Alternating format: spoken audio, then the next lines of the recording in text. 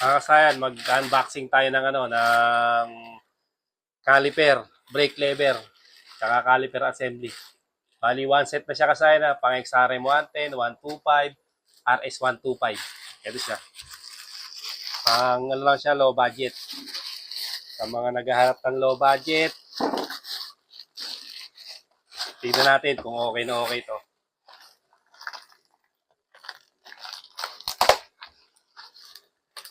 Brake master with caliper assembly. Bali, one set yung kasaya na hanggang baba.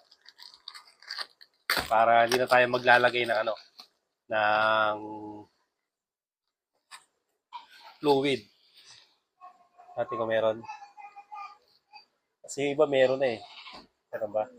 Wala. Wala pala siya kasayan. Wala pala nakalagay.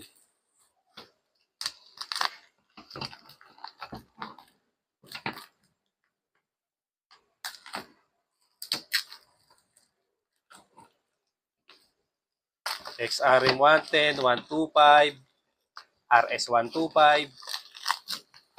Tayo mga nagko-convert ng disc brake sa mga pantra. Ito ang kadalasang ginagamit.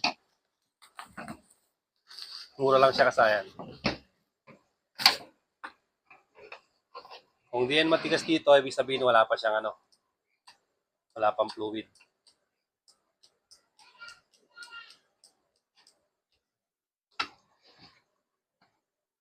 Ito.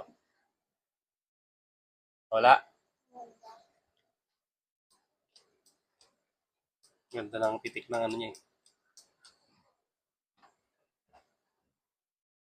Siya kasayan na. Okay naman.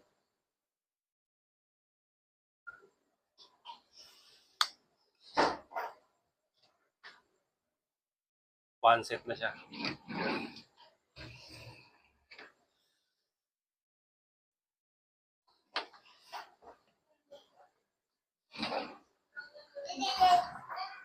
Mga mo.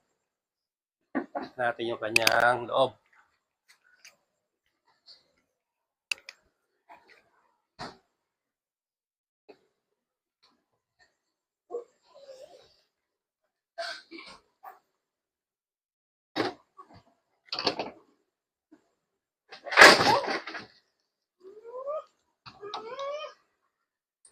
Yung store natin kasi na wala tayong store diyan.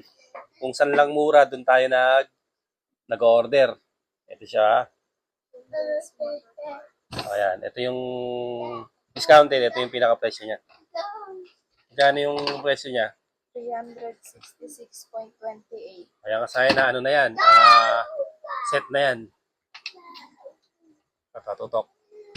Wala pa nga kasaya na. Wala pa. Kailangan pa natin maglagay ng fluid.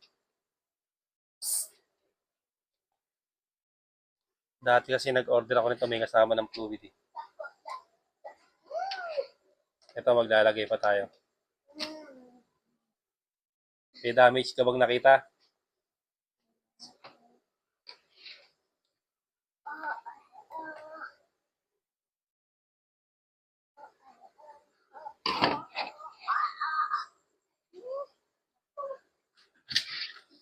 Maganda yung sa may brake switch siya kasayan. Lakas ng niya.